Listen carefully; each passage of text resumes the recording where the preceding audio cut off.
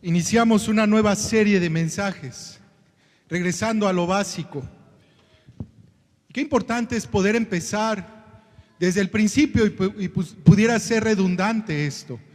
Y quiero apoyarme en un ejemplo. Cuando adquirimos un aparato electrodoméstico, en la emoción nos lleva inmediatamente a prenderlo, inmediatamente a probarlo. Pero ¿cuántos de nosotros vamos al manual y checamos cuál es el voltaje, cuál es el primer paso, el segundo paso, el tercer paso?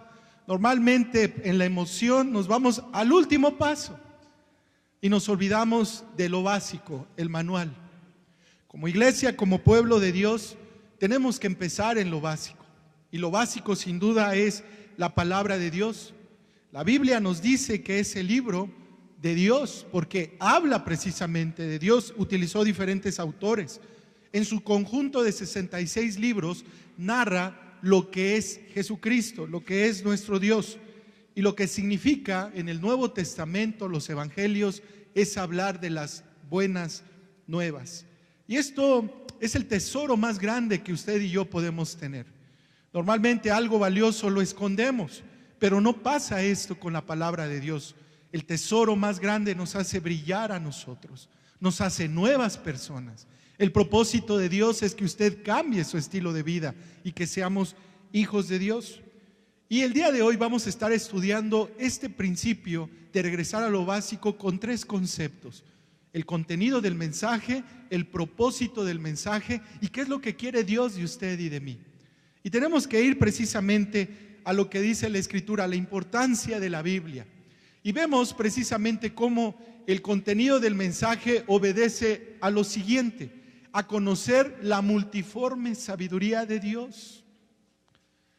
Es difícil conocer a Dios porque no lo veo, no sé dónde está, pero Dios se manifiesta en diferentes formas. Y tenemos que entender cómo Pablo nos enseña precisamente regresar a lo básico. Y miren qué hermosa oración, qué manera de Pablo de enseñar a la iglesia de Éfeso y dándolo a nosotros como un legado de lo que es lo básico en la vida de un creyente, en la vida de una iglesia. Y empieza diciendo Pablo, dice: por eso yo me arrodillo delante del Padre de nuestro Señor Jesucristo. Él dice, reconociendo a Dios por lo que Él es, Dios. El apóstol, el discípulo, se arrodillaba para con Dios para empezar su ministerio. Este ejercicio él lo hacía todos los días. Yo me arrodillo, de quien recibe su nombre toda familia en los cielos y en ¿dónde? No hay otra cosa. Nosotros sin Cristo éramos extraviados, perdidos, pero con Cristo somos más que vencedores. ¿Me acompañan a leer el siguiente versículo?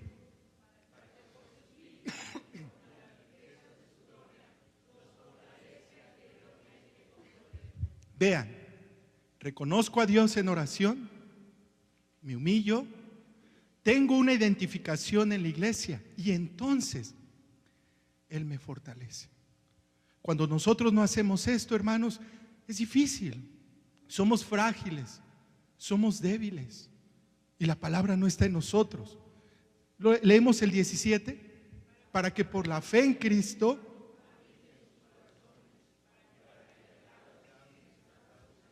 vean, oro, reconozco a Dios, tengo una identificación y viene lo básico. Y entonces Dios habita en mí. Ya no es un Dios ajeno, ya no es un Dios de ellos, ya no es un Dios de los judíos, sino que ahora ese mismo Dios habita en mí, habita en usted. Y de esta manera dice, estamos bien arraigados, bien cimentados en su amor. Esto es regresar a lo básico. Sean ustedes plenamente capaces de comprender con todos los santos cuál es la anchura, la longitud, la profundidad y la altura del amor de Cristo. Continúa Pablo diciendo que tenemos que aceptar la verdad con anhelo ferviente. con anhelo ferviente. La palabra de Dios nos orilla y nos invita a reconocer precisamente a este Dios maravilloso. Nos da una identidad, nos da un propósito y vive Cristo con nosotros. Y ese anhelo ferviente, hermanos, tiene que ver directamente con este versículo. ¿Lo leen conmigo, por favor? En fin, que conozcan ese amor que excede a todo conocimiento, para que sean llenos de toda la plenitud de Dios. Toda la plenitud de Dios en su iglesia, en nosotros. Regresar al manual, regresar a lo básico es poder empezar correctamente, como Dios desea que empecemos. Muchos caminamos sin Dios, muchos creemos no necesitar a Dios, pero en este día nosotros podemos regresar a lo que dice Pablo: reconoce, humíllate, Dios va a vivir en ti, y de esta manera tú vas a conocer y tener un propósito en esta vida. Cuando no tenemos un propósito, cualquier camino es bueno, hermanos. Y esto nos invita a decir lo que dice Juan 8, 31 y 32. ¿Lo leemos? Entonces Jesús dijo a los judíos que habían creído en Él: si ustedes permanecen en mi palabra, serán verdaderamente mis discípulos y conocerán la verdad, y la verdad los hará libres. Una palabra de permanencia es una palabra de constancia, de perseverar, de permanecer. Hace algunos años usted hizo un compromiso con su familia, con su esposa. ¿Y hasta cuándo le vas a ser fiel? Hasta siempre, hasta que la muerte nos separe. Y es sincera esa forma de expresar nuestro amor. Pero al pasar de los años, ¿dónde quedó ese compromiso? ¿Dónde quedó ese amor? Juan nos dice: si ustedes permanecen.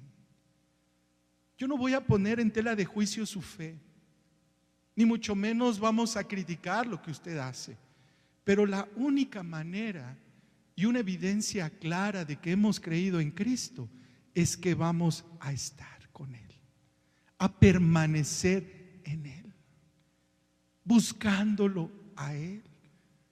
Y Juan es muy claro: si conocemos la verdad en consecuencia trae bendición. Libres, libertad. Hay mucho conocimiento, ciencia, salud, los astros, mucho que ser expertos. Pero el Señor nos dice: al conocer la verdad, ustedes podrán ser libres precisamente. Y tenemos que entender esto, hermanos, porque de esta manera no vamos a aceptar las cosas que Dios aborrece. Y quiero decirles que no hay ningún pecado que sea sabio. Todos los pecados causan dolor, tristeza. Y si usted va a dar un paso de fe al empezar una familia, vaya a la Biblia. La Biblia tiene promesas para las mujeres. Si usted es un varón, vaya a la Biblia.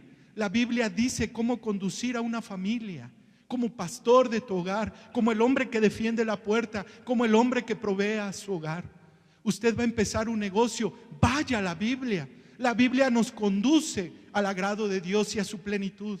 Si usted tiene empleados, vaya a la Biblia, y entonces la Biblia le va a decir cómo dirigir a toda esa gente, a todo ese personal que tiene bajo su responsabilidad. La Biblia, hermanos, es lo básico en todo el terreno. Habla del amor, habla del dinero, habla de la desilusión, y si usted quiere divorciarse, también habla de eso la Biblia. La Biblia es todo, hermanos, todo para nosotros. Sin la Biblia, hermanos, no tenemos nada.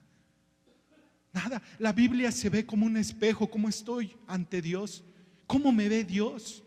Y una pregunta que me obliga a hacerle en esta mañana: ¿Dios le agrada la vida que tengo hoy? Y si Dios me llamara hoy, ¿estaré en su presencia? Y esto nos debe de llevar a entender precisamente el propósito, hermanos. El propósito del mensaje de la cruz es que cada uno de nosotros podamos entender esto. Leemos el Salmo 119. Cuán dulces, que dice,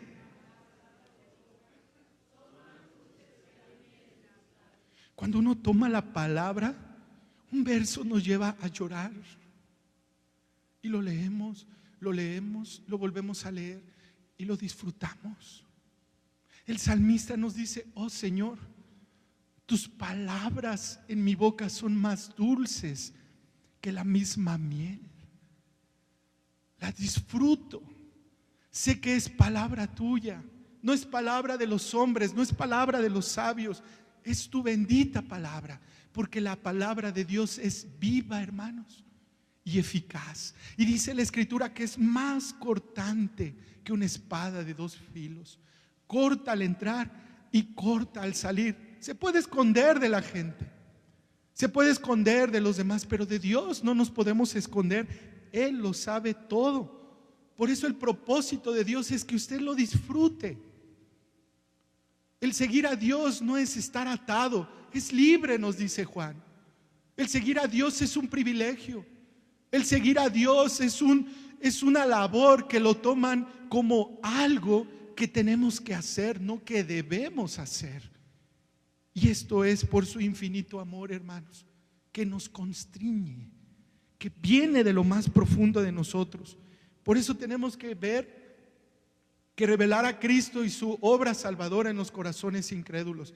Este es el propósito del mensaje de nuestro Dios. A través de su Santo Espíritu nosotros podemos ver dos milagros hermosos. Miren lo que dice el apóstol Pablo, si gustan leerlo conmigo. El mensaje de la cruz, ciertamente una locura para quienes, pero para los que se salvan, poder de Dios. Usted dice allá afuera: soy cristiano, ¿sabe qué van a hacer? Felicidades. No. ¿Qué es eso? ¿Dónde te están llevando? Ya te cambiaron de religión. Seguramente, ¿qué te están diciendo? Ya te veo diferente, mamá, te veo diferente. ¿Qué está pasando? Nosotros creemos en el poder de Dios. Para la gente le va a ser locura.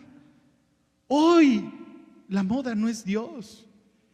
Hoy la gente se está orillando a otras corrientes que no le agradan a Dios. Pero Pablo nos invita a lo básico. Continuamos. Pues está escrito: destruiré la sabiduría de los sabios y desecharé la inteligencia. No hay más. Los que dijeron que la tierra era ovalada, se cayó su hipótesis. Los que dijeron que era plana, no hay nada. Job lo dijo en su libro: el mundo está sobre las manos del Creador. Y teorías que se levantan, teorías que se van a derrumbar. Modas que se levantan son pasajeras, pero la palabra de Dios no pasará. Cielo y tierra pasarán, mas su palabra nunca pasará. Continuamos. ¿Dónde está el sabio? ¿Dónde está el escriba? ¿Dónde está el que escudriña estos tiempos? ¿Acaso no ha hecho Dios enloquecer a la sabiduría de este mundo? No hay comparación, hermanos. No hay algo que se parezca a la hermosura de Dios. Leemos: porque Dios no permitió que el mundo lo conociera mediante la sabiduría, sino que dispuso salvar a los creyentes por su palabra. Mucha gente dudó de sus milagros, pero no dudó de su palabra. La predicación es poder de Dios. Hable de Dios, hable de Cristo, hable de sus promesas, clame a sus promesas. Va a entrar a un examen, va a entrar a un estudio, va a ir de camino, clame a sus promesas, busque sus promesas, porque la palabra de Dios es poder de Dios y no hay nada que se le compare. Continuamos. Los judíos piden señales y los griegos van tras la sabiduría, pero nosotros predicamos a Cristo crucificado.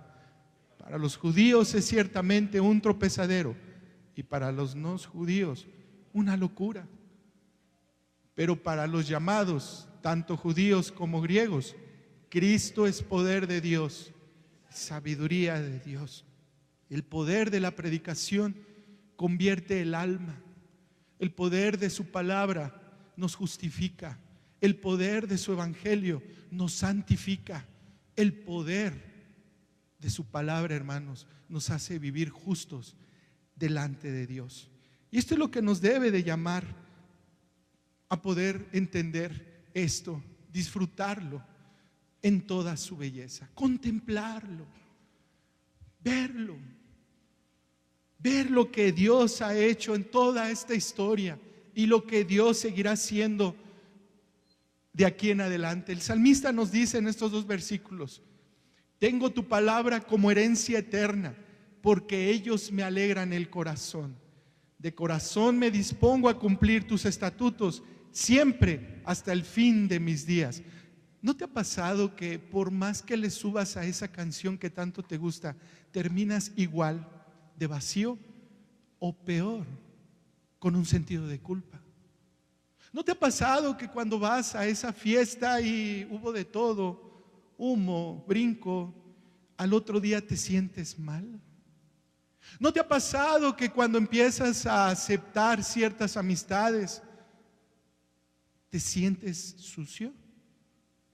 Por esto, porque no hay relación entre lo que es luz y lo que es tinieblas.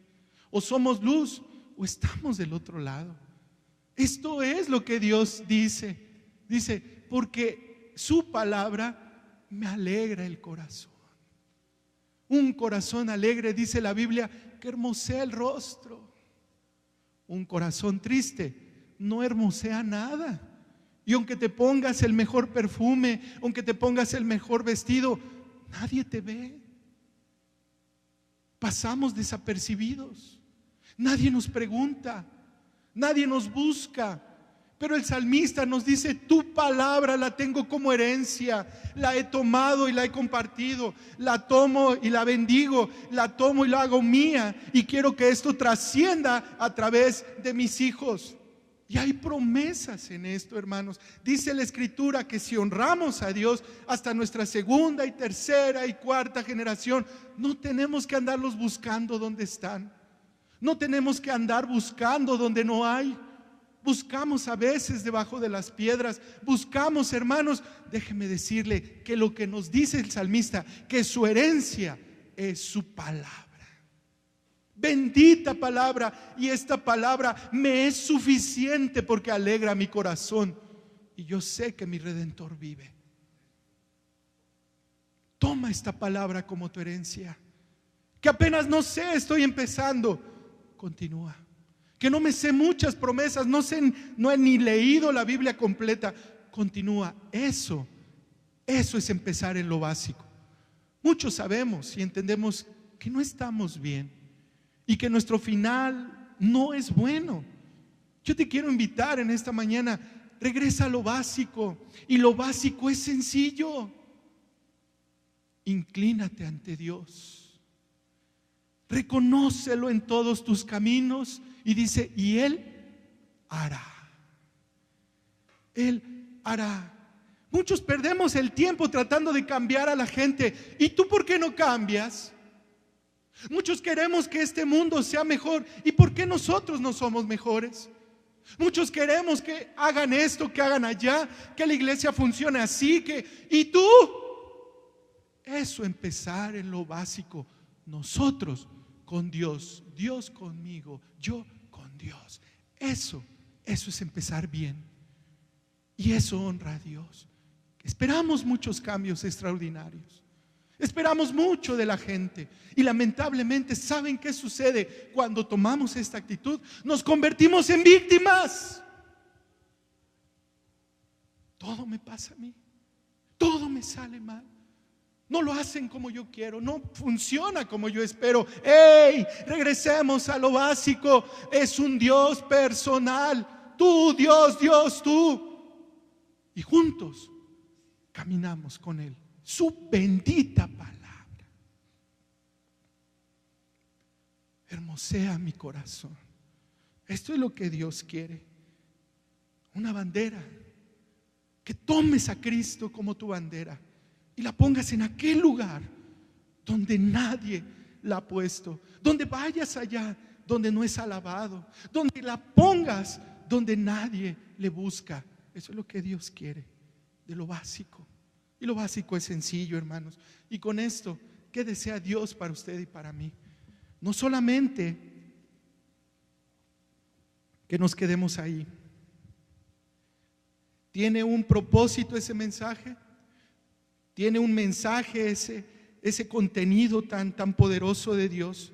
¿Y qué espera Dios de nosotros? Miren, algo tan hermoso, hermanos. ¿Convertirnos en qué? Ok, vamos a entender la palabra administrador. ¿Qué entendemos por administrador? ¿Qué entiende usted? ¿Cómo? Cuidar. ¿Qué más es administrar?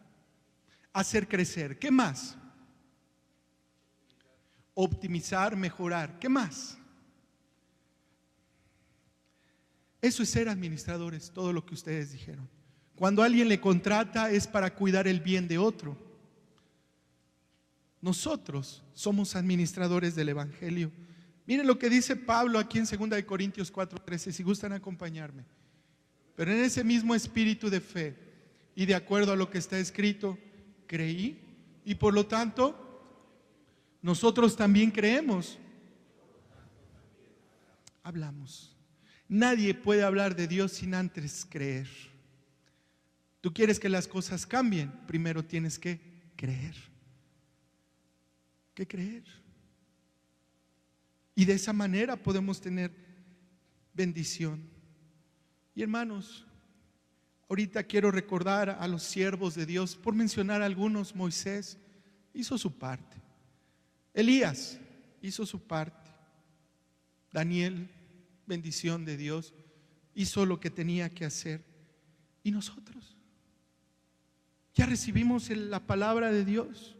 Los discípulos fueron de 2 en 2 y cuando vino el Espíritu de Dios fueron y empezaron a predicar la palabra. ¿Y usted? ¿Y yo? Ahora que se nos ha otorgado un tesoro maravilloso, estamos orillados a cuidar, a mejorar, a predicar su palabra, como aquellos hombres que incluso perdieron la vida. Ninguno de sus discípulos murió bien.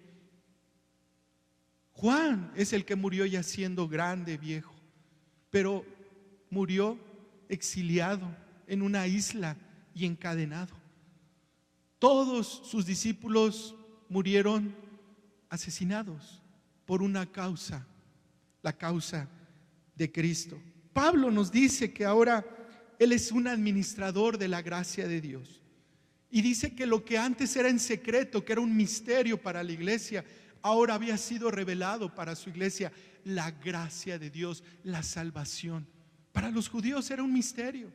El Mesías lo deseaban, esperaban, pero ese misterio fue revelado en la cruz. Él vino, Él dijo que venía y vino. Él dijo que moría y murió. Él dijo que resucitó, que resucitaría y resucitó. ¿Y qué creen? Él viene otra vez. Y si 3 ya se cumplieron, ¿ustedes creen que nos va a fallar en que Él va a volver? No. Él va a regresar. Él va a venir otra vez. Y la pregunta es, Lucas 18, ¿y encontrará Dios fe en esta tierra? ¿Encontrará siervos? ¿Encontrará mujeres? ¿Encontrará jóvenes? ¿Encontrará gente que le ame y que le espere? Eso es lo que desea de nosotros Dios, que seamos ahora coherederos de la gracia, sí, pero de la misma manera heredamos su gracia. Heredamos su gracia. Por eso, como iglesia, agradecemos a Dios 27 años por cumplir, pero yo más le agradezco a mis hermanos que han sido un testimonio vivo para mí. Algunos han permanecido 27, otros 23, y así podemos contar. Pero yo lo empecé diciendo, la evidencia de que somos hijos de Dios es que vamos a permanecer. No hay otra forma más que permanecer.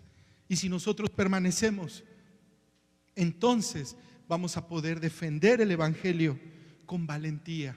Y quiero citar a 2 hombres de Dios. Uno de ellos fue un profeta. Vean qué hermoso exclama este profeta de Dios. ¿Lo leen conmigo? Me había propuesto no pensar más en ti. pero en mi corazón se prendía un fuego ardiente que me calaba hasta los huesos. Traté de soportarlo. Esto es lo que decía Jeremías. Ya no quise hablar de ti, ya no quise predicar de ti, pero hay algo que dentro de mí me mueve. Hay algo de mí que me dice levántate. Hay algo de mí que me supera. Esto es la palabra, hermanos. Por eso le cantamos, por eso le alabamos, por eso predicamos. Porque hay algo dentro de mí que me orilla a hacerlo. Y ay de mí si no lo hago. ¿Usted lo ha sentido? Déjeme decirlo más simple. Cuando viene en su mente aquella persona y no deja de pensar en ella, háblele, búsquela. Cuando Dios pone en su corazón, ay, tengo que orar por ese hermano, me tengo que acercar, hágalo porque Dios le está pidiendo que lo haga. ¿Cómo quisiera yo hacer esto por mi iglesia? No se tarde. Jeremías nos enseña esto, algo que viene de lo profundo del alma, del espíritu, y el cuerpo obedece a ese deseo tan hermoso. Otra cita es Pablo. Si gustan leerlo conmigo. Pues si anuncio el evangelio, no tengo por qué jactarme, porque esa es mi misión inexplicable. Ay de mí si no predico el evangelio. Ay de mí, porque me es impuesta necesidad. Hágalo en el nombre de Cristo. Sea valiente en defender su palabra. Y sin duda, hermanos, Dios nos dará la victoria. Quiero terminar con este hermano. Lo hemos leído, lo hemos escuchado, y él entendió el mensaje, comprendió el propósito del mensaje, y fue lo que Dios quería que hiciera de ese mensaje. Miren esta historia en Hechos 7. ¿Lo leen conmigo? Pero ustedes son duros de cabeza, de corazón y de oídos. Siempre se oponen al Espíritu Santo. Son iguales que sus padres.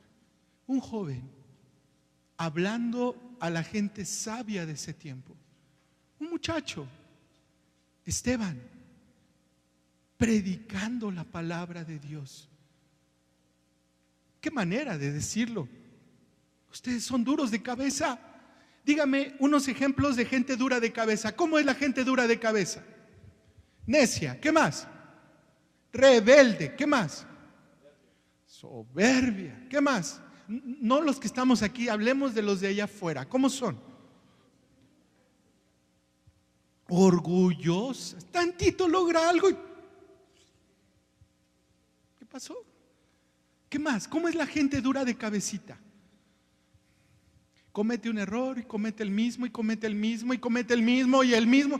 Oye, algo tiene que pasar aquí para que baje aquí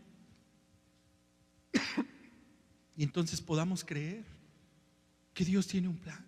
Esteban les estaba diciendo: se oponen al Espíritu.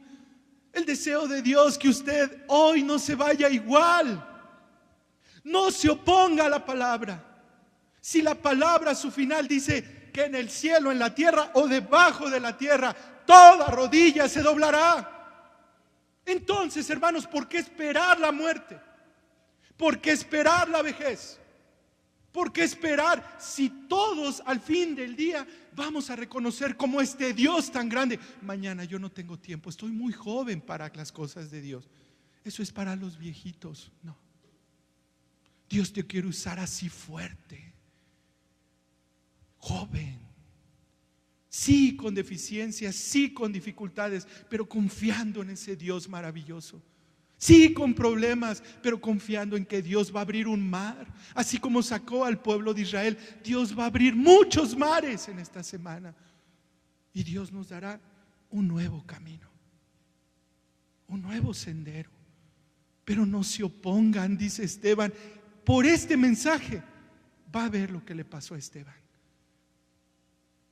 Leemos: ¿a qué profeta no persiguieron? Mataron a los que antes habían anunciado la venida del justo. El mismo a quien ustedes entregaron y mataron. ¿Saben lo que les estaba diciendo? Asesinos. ¿Es lo que estaban escuchando ellos de él? Ustedes que recibieron la ley por medio de ángeles, ¿qué pasó? No lo obedecieron. Había un corazón duro y rebelde. Cuando ellos oyeron a Esteban decir esto, ¿qué pasó? Se enfurecieron, tanto que hasta le rechinaban los dientes. Así cuando nos da coraje algo, ¿eh? No hablamos, pero unos ya venimos medios chimuelillos por ahí. 55, me acompañan. Pero Esteban, lleno del Espíritu Santo, levantó los ojos al cielo y vio la gloria de Dios. Jesús a su derecha. ¡Qué privilegio! ¿Qué vio Esteban? Estaba lleno del Espíritu de Dios. ¿Ve usted lo que ve Esteban? Esperanza, fe, la mano de Dios, la obra de Dios, la bendición de Dios. ¿O ve pura oscuridad? ¿O ve puros problemas? ¿O ve puro vicio? Objeto de unión, objeto de perdición. Objeto de una invitación, objeto de borrachera. Objeto de una ayuda, objeto de sacar ventaja. No, Esteban no vio eso. Cuando nosotros somos llenos de su palabra, vemos estas cosas maravillosas, estas cosas tan hermosas, que Dios va a hacer algo. Dijo entonces, continuamos: veo los cielos abiertos y que el Hijo del Hombre está a la derecha de Dios. Pero ellos, lanzando un fuerte grito, se taparon los oídos y arremetieron contra Esteban. Y lo sacaron de la ciudad. ¿Y qué pasó? Lo apedrearon. Los testigos falsos pusieron sus ropas a los pies de un joven que se llamaba Saulo. ¿Qué testimonio ha de haber sido para Saulo? Que después lo tenemos como Pablo.